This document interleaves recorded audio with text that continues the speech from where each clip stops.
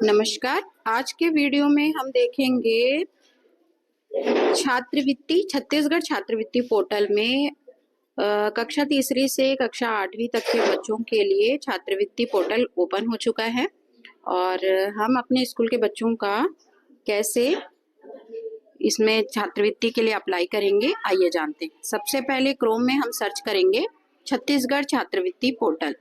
ये जैसे ही सर्च किया जाएगा तो ये इस तरह से ओपन होगा। मैंने लॉगिन कर रखा है तो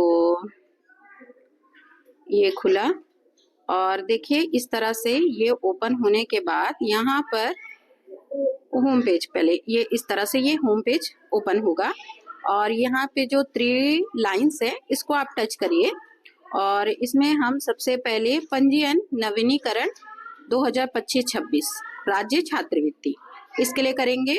तो सबसे पहला काम हमको करना है पंजीकृत विद्यार्थियों के आवेदन को निरस्त करना और सेकंड कॉलम में है जो हमारे 8वीं क्लास के बच्चे पास हो चुके थे, जो 9th में चले गए हैं, उनके आवेदन को निरस्त करेंगे। और दूसरा काम हम ये करेंगे विद्यार्थियों का साला परिवर्तन। जो बच्चे हमारे यहाँ से अभी फिलहाल टीसी लेके गए हैं तो उन बच्चों का साला परिवर्तन यहाँ से करेंगे, है ना। और पंजीकृत विद्यार्थियों का कक्षा परिवर्तन, मतलब यहाँ से थर्ड काम हमको करना है पंजीकृत विद्यार्थियों का कक्षा परिवर्तन। जो बच्चे 6 से 7th में गए, 7th से 8th में गए, उन सबका कक्षा परिवर्तन ये थर्ड कॉलम से करेंगे। और फिर 4th में कक्षा सारांश प्रतिवेदन भी प्रविष्ट करना है, छात्रवृत्ति प्रभारी की जानकारी को अपडेट करनी है। तो आज के वीडियो में हम ये 4 कॉलम आपको करके दिखाएंगे। तो चलिए सबसे पहले स्टार्ट करते हैं। पंजीकृत विद्यार्थियों का आवेदन निरस्त करें। यहाँ पर मैं जो बच्चे 8वीं क्लास पास हो चुके हैं उन बच्चों का आवेदन मैं निरस्त कर रही हूँ। तो यहाँ पे देखिए वो जो बच्चे 8वीं से 9वीं में चले गए हैं उनके नाम के आगे यहाँ पे देखिए निरस्त करें ऑप्शन है, निरस्त को क्लिक करेंगे, ओके पे दबाएंगे। तो इस तरह से उन सारे बच्चों को निरस्त करते जाइए जो अपने स्कूल से जा चुके हैं। इस तरह से पूरे जितने 8वीं पास आउट हैं उन सबको हमने निरस्त करते जाएंगे। ये कंटिन्यू उन सारे बच्चों को निरस्त करते जाइए। ये प्रक्रिया थी बच्चों को, जो बच्चे हमारे पास आउट हैं उनको निरस्त कर रहे हैं उनके आवेदन को। अब ये सारा काम होने के पश्चात सारे पास आउट बच्चों को निरस्त करते जाएंगे उनके आवेदन को। इनके आवेदन निरस्त करने के बाद हमें सेकंड कॉलम आएगा कक्षा पदोन्नति, जो बच्चे पास हो चुके हैं उनकी कक्षा को हम परिवर्तन करेंगे। तो ये सारे बच्चों का मैं निरस्त कर देती हूँ। पहले सारे बच्चों का निरस्त करने के बाद अब कक्षा परिवर्तन करूंगी। तो ये काम जल्दी से इसको कंप्लीट कर देती हूँ।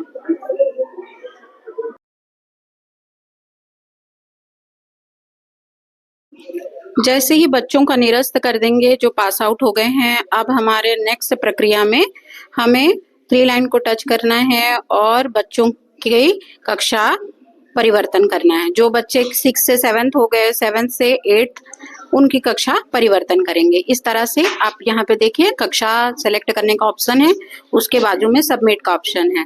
कक्षा सेलेक्ट करते जाइए एक एक बच्चे का और सबमिट करते जाइए। इस तरह से ये कक्षा परिवर्तन आप सारे बच्चों का करेंगे।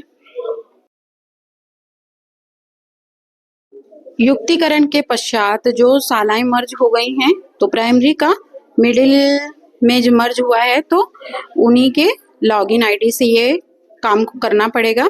कक्षा 3 से कक्षा 4 में और कक्षा 4 से कक्षा 5 में, कक्षा 5 से कक्षा 6 और कक्षा 6 से जो 7 में गए हैं सारी कक्षाओं के बच्चों का कक्षा परिवर्तन इसी तरह से आप कर देंगे।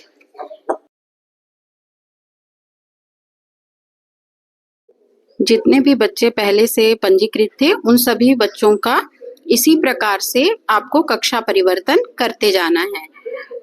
एक एक कक्षा को के बच्चों का नाम लेकर उन नाम देखते हुए उनके कक्षा को परिवर्तन कर दीजिए। इस तरह से सारे बच्चों का हमें करना पड़ेगा। ये प्रक्रिया कंटिन्यू होने के पश्चात हमें थर्ड काम ये करना है, जो बच्चे पास आउट हो चुके हैं, मतलब जो बच्चे हमारे स्कूल में अध्ययनरत थे और किसी कारणवश वे दूसरे विद्यालय जा रहे हैं, तो उनका विद्यालय परिवर्तन कर सकते हैं।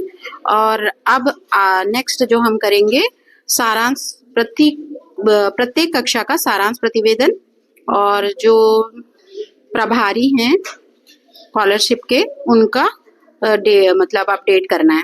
तो जैसे मैं यहाँ पर कक्षा का सारांश प्रतिवेदन पहले करके दिखाती हूँ। यहाँ पे जो बच्चे जा चुके हैं टीसी लेके, ये उनकी जानकारी को आप ढूंढ सकते हैं, जैसे विद्यार्थी कोड से उनके जानकारी लेकर उन्हें टीसी ले चुके हैं करके डाल सकते हैं, अपडेट कर सकते हैं।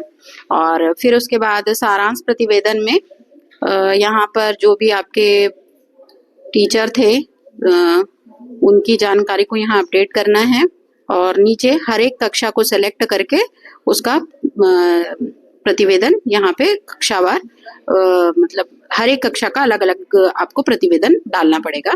जैसे मैं यहाँ पे एक कक्षा का करके दिखा रही हूँ। इसमें जो SC ST OBC के बच्चों की जो संख्या होगी वही नॉन हॉस्टलर में भी डलेगी, और ये दोनों कॉलम सेम होना चाहिए, तभी वो सेव करेगा। जैसे ये हो गया एक कक्षा का, वैसे ही आपकी कक्षा, आपके स्कूल में जितने भी बच्चे होंगे, जितनी भी कक्षाएं होंगे, सभी का सारांश प्रतिवेदन यहाँ डलेगा। इस तरह से आप सारी जानकारी को यहाँ पर जैसे SC ST OBC सारे बच्चों की जानकारी को डाल के सेव करते जाइए।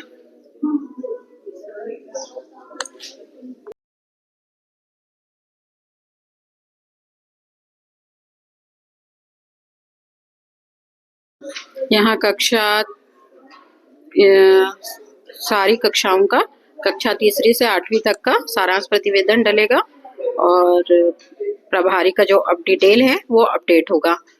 इस तरह से होने के पश्चात आप सारे बच्चों का सारांश प्रतिवेदन डाल दीजिए। तो इस वीडियो में हमने 4 चीजों के बारे में जानकारी देखी, कैसे करना है देखा। इसी तरह से आप अपने स्कूल के बच्चों का कर सकते हैं। धन्यवाद।